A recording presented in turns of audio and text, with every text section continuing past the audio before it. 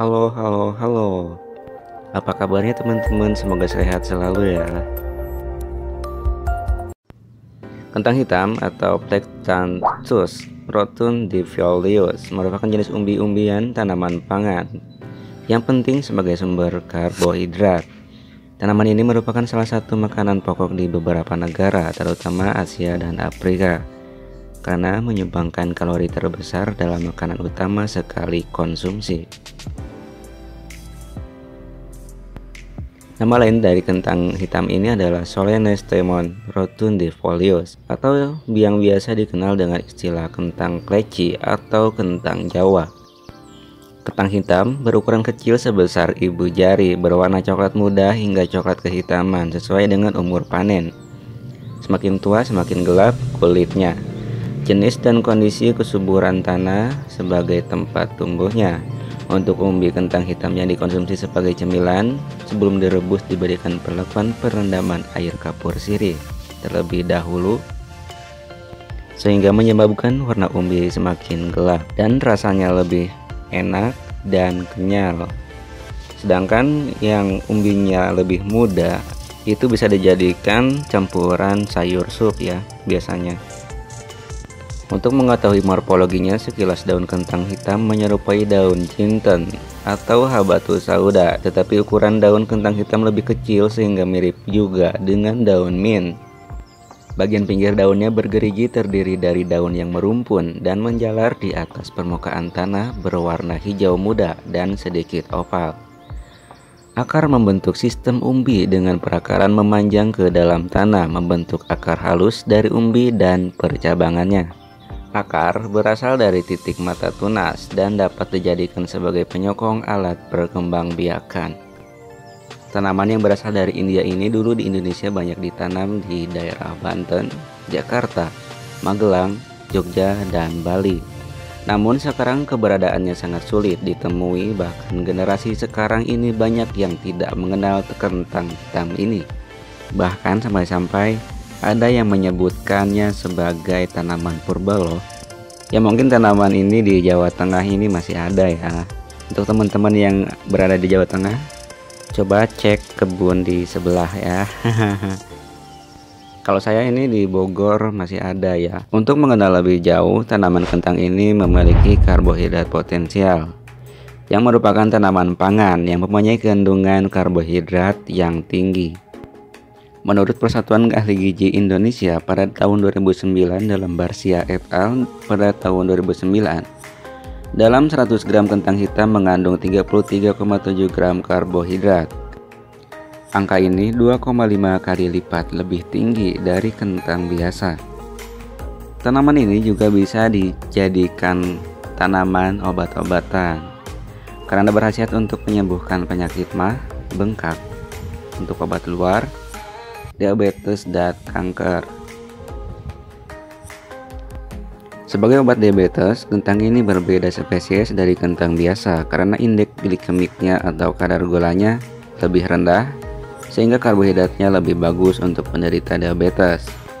Hasil penelitian mahasiswa S3 dari Universitas Gadjah Mada tahun 2011 menyebutkan bahwa senyawa terpendik asid yang ada dalam kentang hitam memiliki nilai yang dominan, yaitu berupa ursolik acid dan oleanoic acid yang merupakan senyawa antioksidan dan antiproliferasi atau anti perbanyakan sel kanker.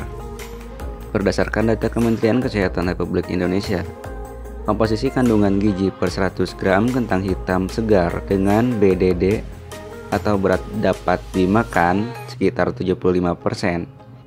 Kentang hitam memiliki gizi sebagai berikut: abu 1,0 gram, air 64 gram, besi 0,2 mg, energi 142 kalori, fosfor 75 mg, kalium atau potasium 890,3 mg, kalsium 34 mg, karbohidrat 33,7 gram, lemak 0,4 gram, natrium 22 mg, niacin 2,2 mg, protein 0,9 gram, vitamin B2 0,10 mg, seng 0,6 mg, serat 5,4 gram, tembaga 0,90 mg, tiamina 0,02 mg, vitamin C 38 mg.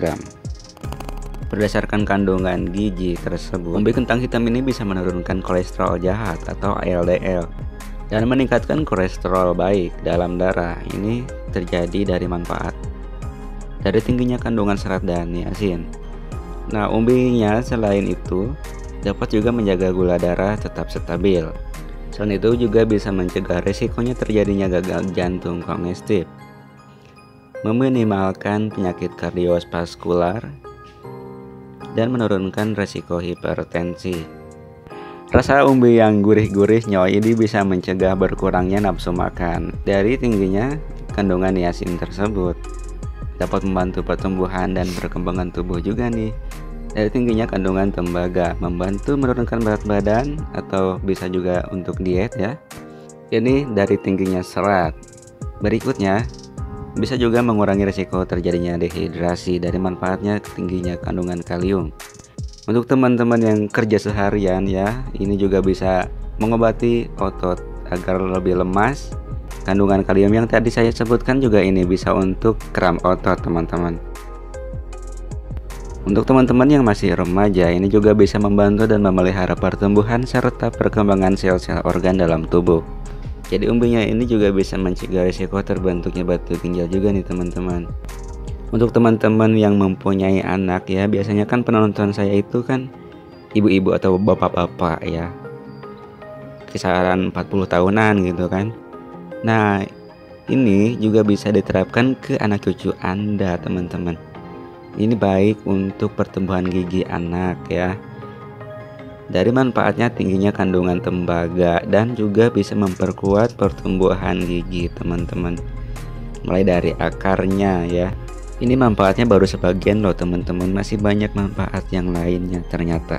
Untuk teman-teman atau ibu-ibu bapak-bapak yang ingin menanam ini, selain menggunakan umbi, perbanyakan tanaman ini bisa juga dapat dilakukan dengan setek batang sepanjang 10-15 cm.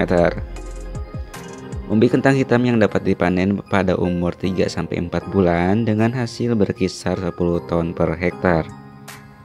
Setelah panen sebaiknya kentang dipungut seminggu setelah daun dan ujung batangnya kering. Nah, jadi cara pungutnya itu seperti memungut mengeringkan jagung yang sudah tua ya, yang mau dijadikan bibitnya seperti itu, biasanya digantung ya. Ya menurut saya sih jangan sampai lembab juga ya teman-teman, usahakan kering terlebih dahulu. Ini untuk menjaga kualitasnya teman-teman ya. Selamat mengkonsumsi dan bertanam.